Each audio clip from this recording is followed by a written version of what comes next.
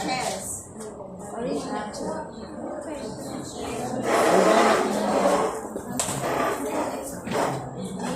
Alright, so let me introduce myself first. I am Abigail Malinaw, but you can call me Miss Abby, and I have my co-teachers here. And I am Teacher Glide. You can call me Teacher Glide.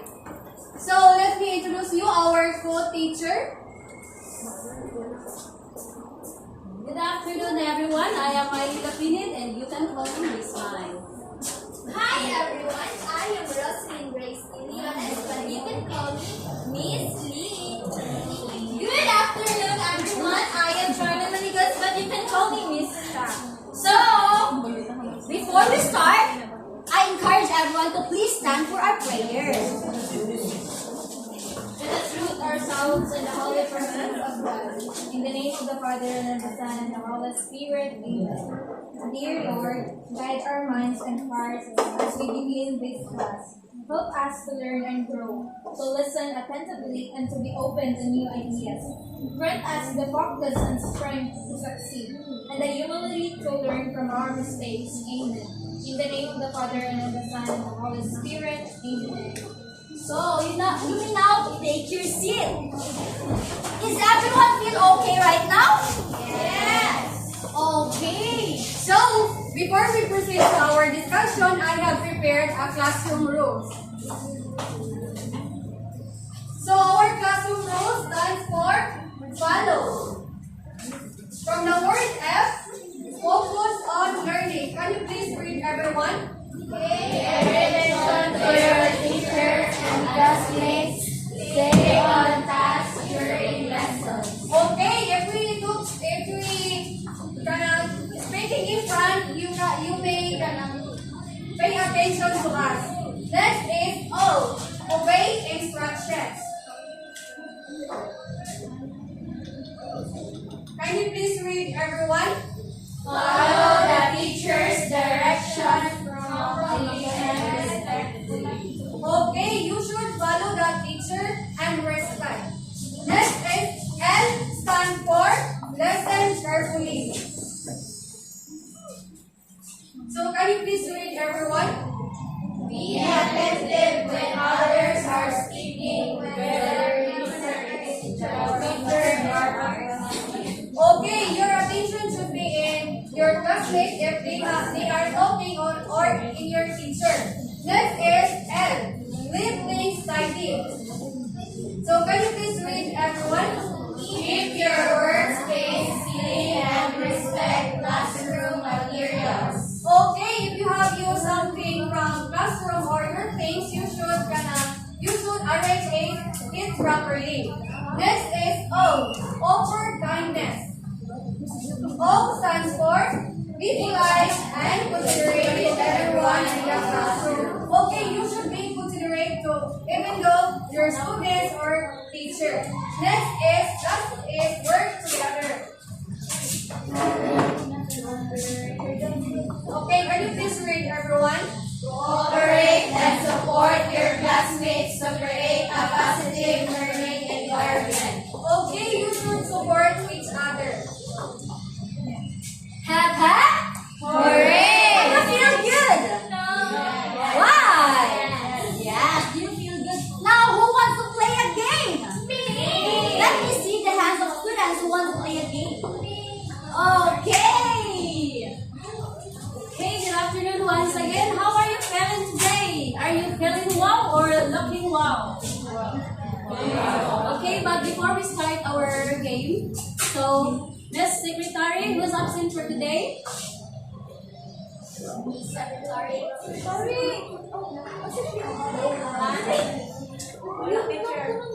Okay, thank you. Thank you so much, Miss Secretary. So now, ang gagawin natin ngayon, are you familiar with word games? Yes. Okay. What are we going to do is, I have here, before that, I will group you into some groups. So, this will be the group 1, this will be the group 2, this will be the group 3, and this will be the group 4. So,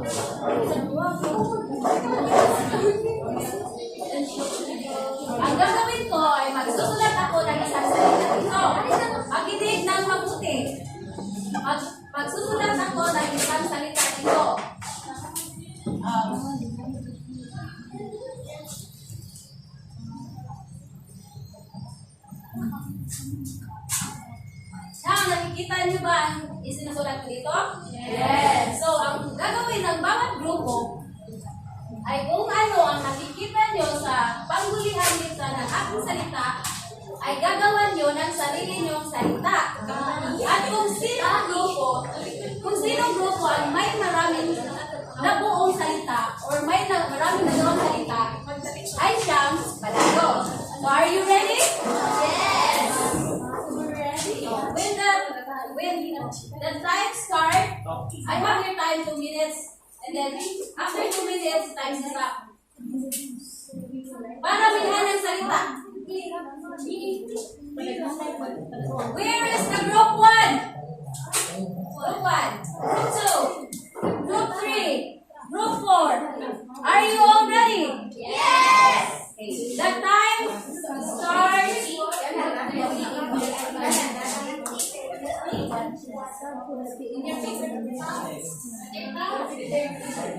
The last letter.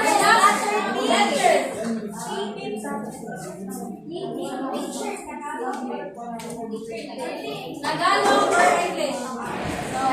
Tagalog or Timer start now. Tagalog or English? Okay, start now. Timer starts now.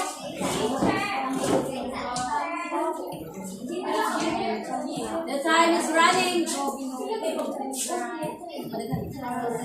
As many as you can. As many Kung as sinong you grupo can. ang may maraming nabuo or nagawa ay siyang manalo.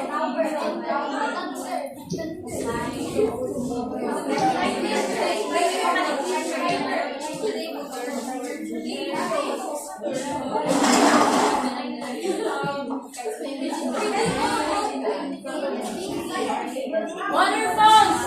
Waterfalls. Very good. Again, waterfalls. Okay, we now continue what we're doing.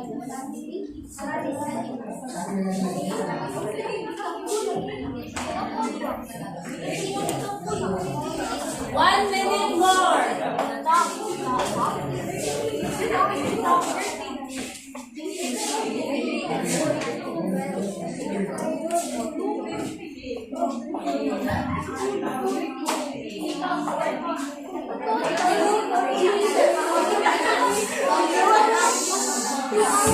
Waterfalls again. Waterfalls.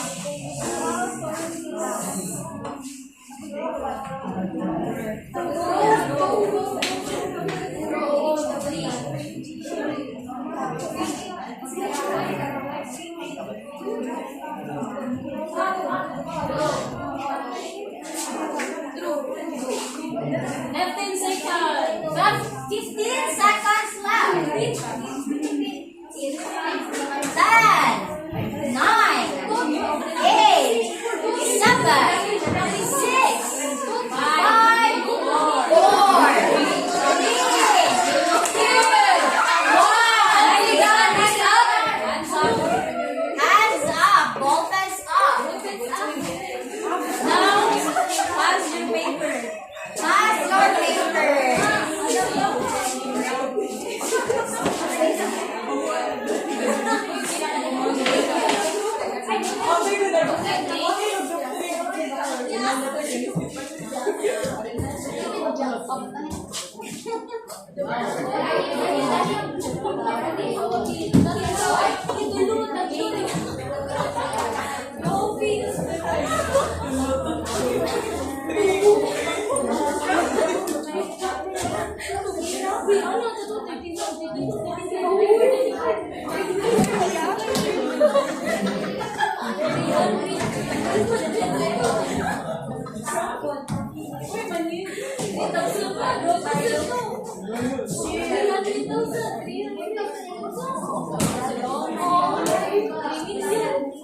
Okay. Hapa. Hooray! Hapa. Hooray! Very good. Yes. So, group 3 got 50. The group 2 got 43. The group 1.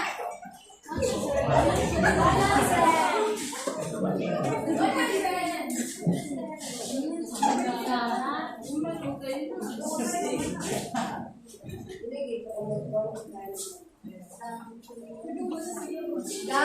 group 1 got 31. So, the winner is... Are you all enjoyed? Are you all enjoyed? Are you all enjoyed? And are you all enjoyed? Okay. Okay.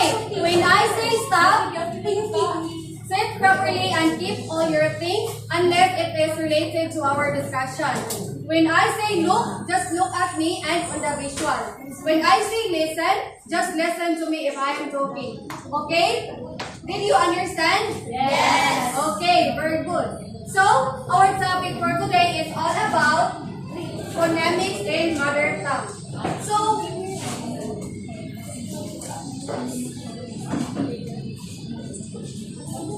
So, what is phonemics in mother tongue? Do you have any idea? Okay. So, can you please read, everyone? First, the smallest unit of sound in a language that can distinguish meaning. Actually, the definition is not correct. So I will clarify. So phonemic is a study of phonemes, which is the smallest units of sound that distinguish many meaning. So example, the letter P and B, and the word is pat and bat. So did you notice that they are the same sounds? But they are different meaning. So pat is when you gently touch the person in the shoulder or in the back. While the bat is, it could be an animals or tools of sports. So phonetics is focusing on how sounds function in a specific language to create meaning. So phonemics has two main types, which is segmental phonemics and suprasegmental phonemics. So what is segmental phonemics? So segmental phonemics is focusing in individual words which like P and B that can make up words. So suprasegmental phonemics, it is focusing on how sounds change into meaning. Alright, so now let's going to identify and pronounce the different sounds of mother tongue. Like, for example,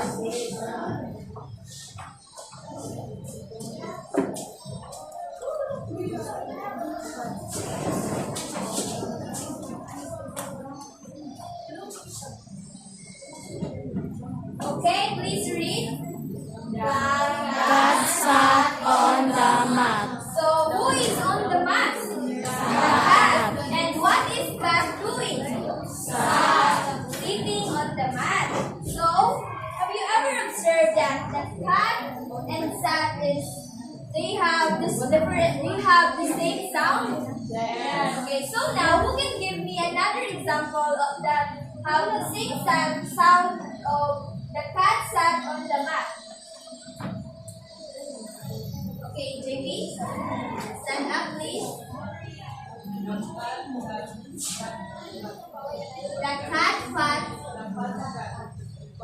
The fat cat sat on the mat. Very good. Let's give JB ang galing clap. Do you know how to do that clap? No. Okay. Like this. 1, 2, 3. 1, 2, 3. Ang galing. Okay. Just stay in your seat. 1, 2, 3, go. 1, 2, 3. 1, 2, 3. Ang galing. So, okay. Do you know what is vowel and consonant? Yes. So, let me introduce what is different between vowels and consonant letters. So, hooray! Rock the roll? Oh, Paris. Huh? So, vowel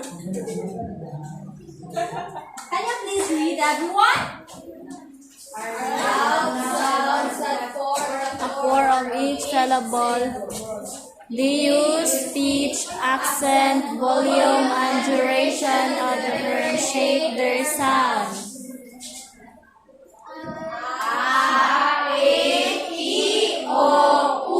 So these are the vowels. A, E, U. And the consonant, can you please read? Sounds with a closure of the vocal tract.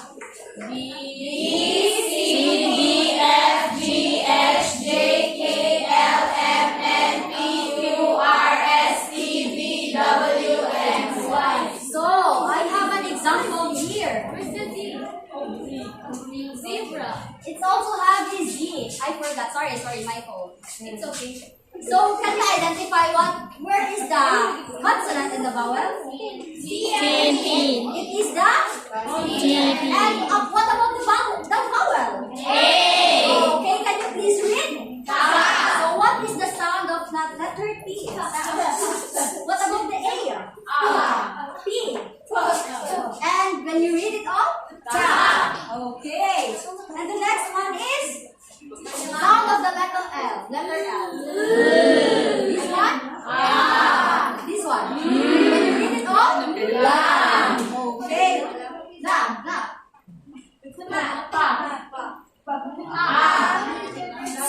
When you read it all? Okay. Last one.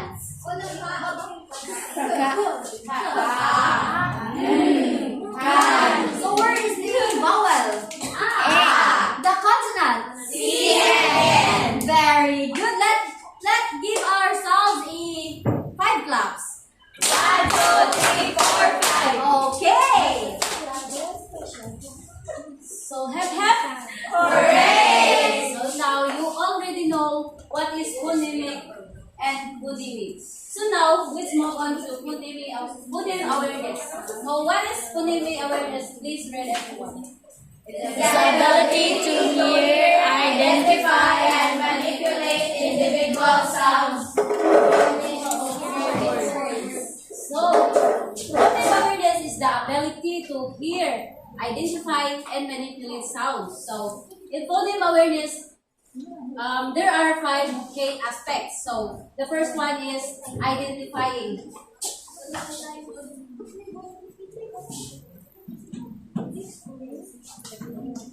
So identifying.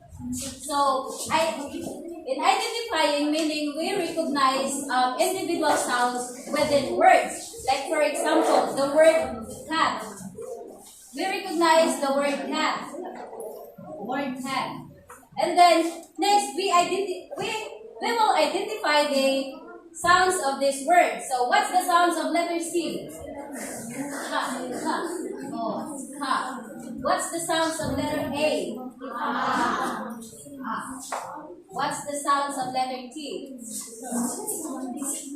So that is identifying. So next one is segmenting.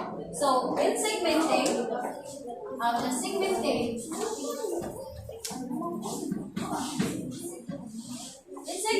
you are breaking down the words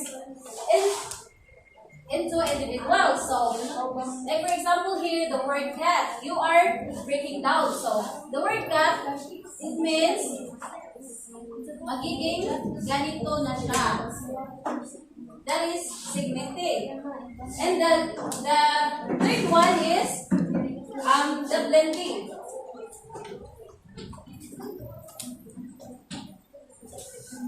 So when we say blending, meaning it is combining the individual sounds into form words. So what's the sounds of this? Ka.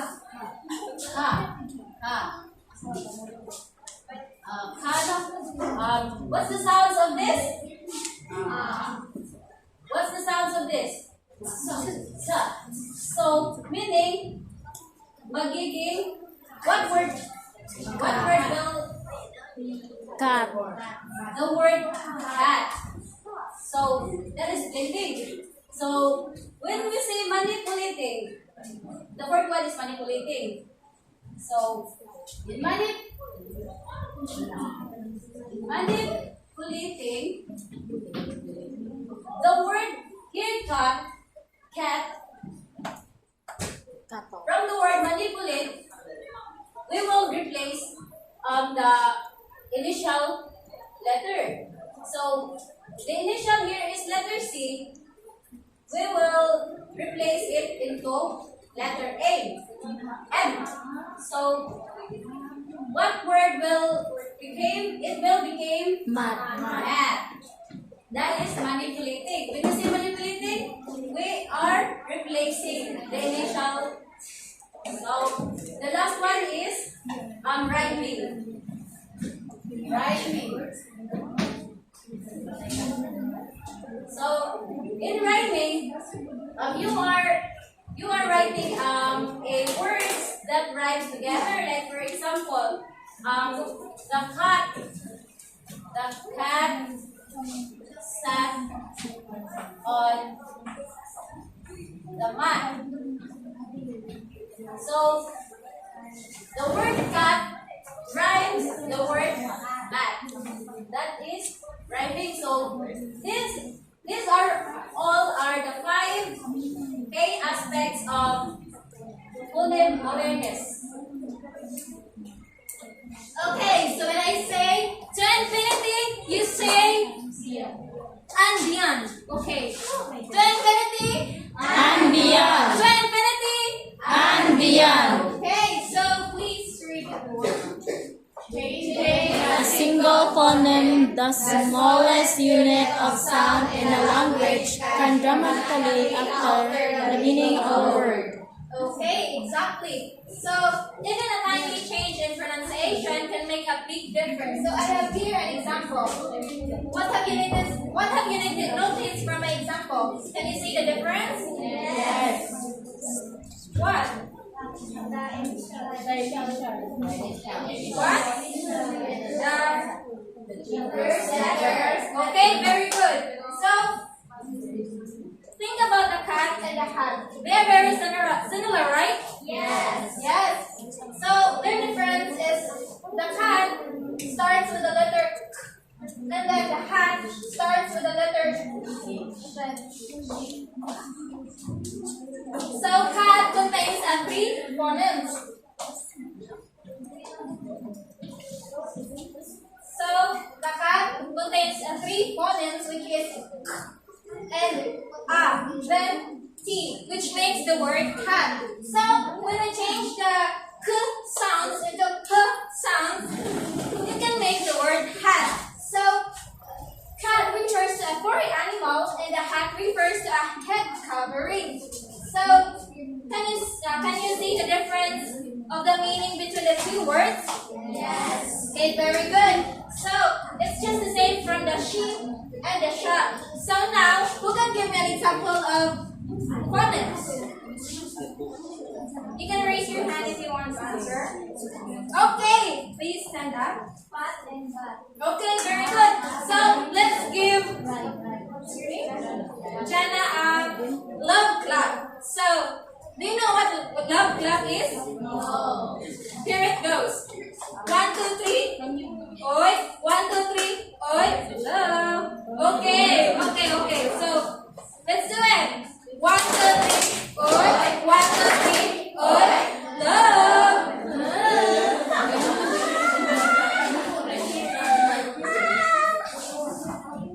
Hap hap. Hooray. Hap hap. Hooray. Are you feeling good right now? Yes.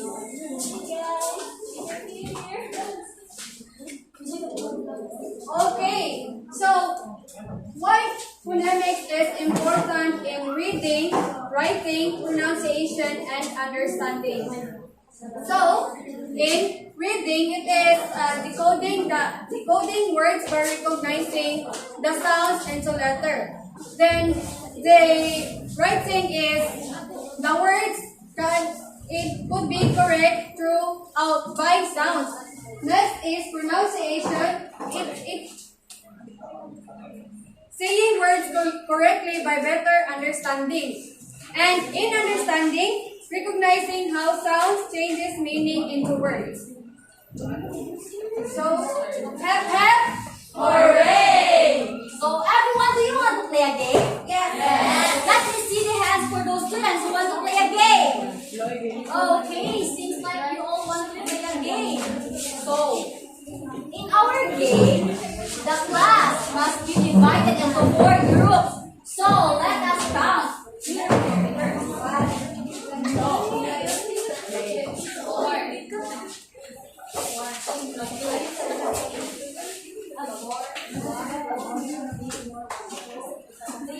Four, one, two, three, okay.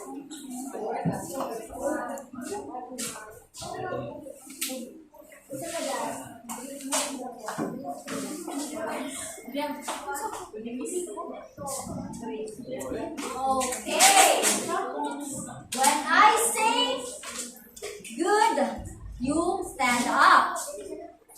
Okay, when I say morning, afternoon rather, you will gonna go to your assigned group, which is the group 1, group 2, group 3, and group 4. And when I say everyone, you sit down. Okay. Good, stand up. Afternoon, go to your assigned area.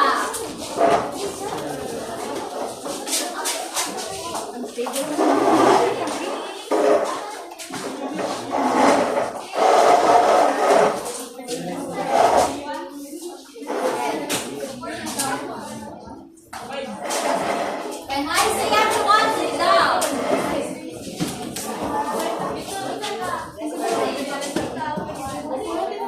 Do you familiar with the word hand and foot challenge? Yes. This one. Do you want to play this one? Yes. Okay. Here is the group 1, the group 2, group 3, and the group 4. So, that teacher we're gonna do first. There is an answer. There will be a question here, and you will gonna circle the answer. You need to green pen or pencil. Teacher, we're gonna demonstrate like this. It's on the left foot must be here, and the 2 hands must be here. So those leg. Okay, then you will gonna answer. It is okay. Everyone does have a pen right now? Yes. Okay, are you ready? That's all members must do. Let me see every group must line. Okay, please get aside the chairs.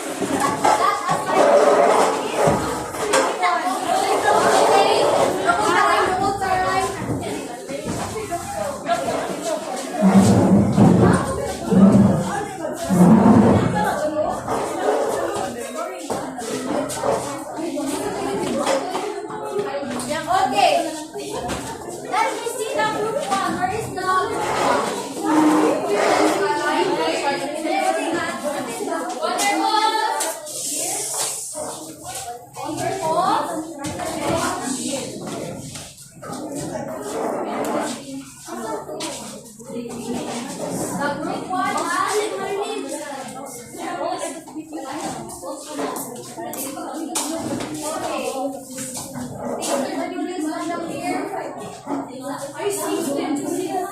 Okay, how many people in group 1? 6. How many the 2 must transfer. 1 here, the group 3. Transfer. And 1 member must be in the group 4.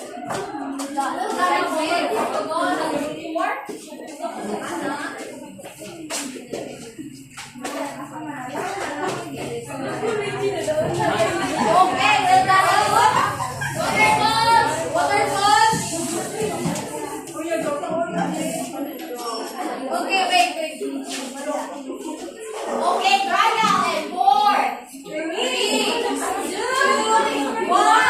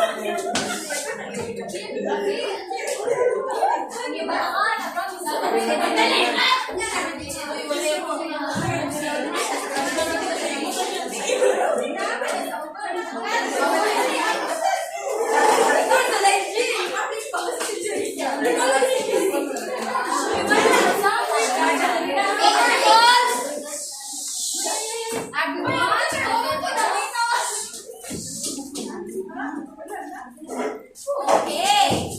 Are you all done? When I say attention, you will say ha. Attention. Ha. Attention. Ha. Okay. The group three. The correct three. Group 3 is For the first one. First. The group three. I was gonna check your answers first.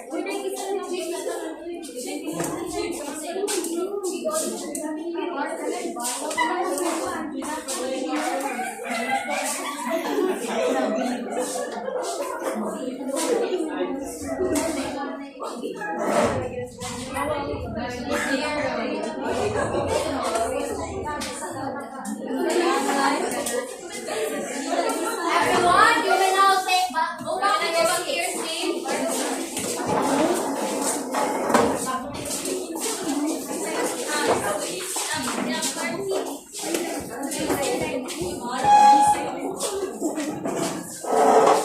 When I say attention, you say ha. Attention.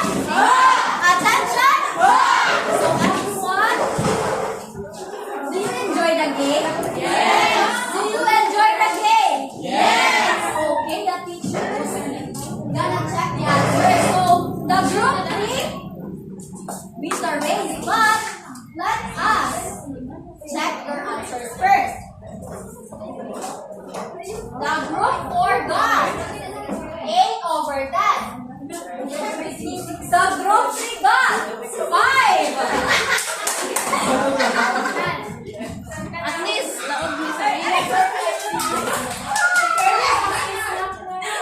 group 2 got 10.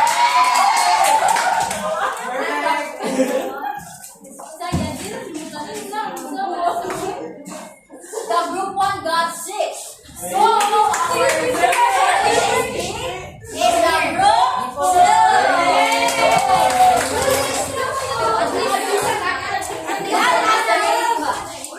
Group 2 and Dorna Club. It goes like this. 1, 2, 3. 1, 2, 3. Dorna. 1, 2, 3, go. 1, 2, 3. 1, 2, 3. Dorna. okay. That's all. Thank you for listening.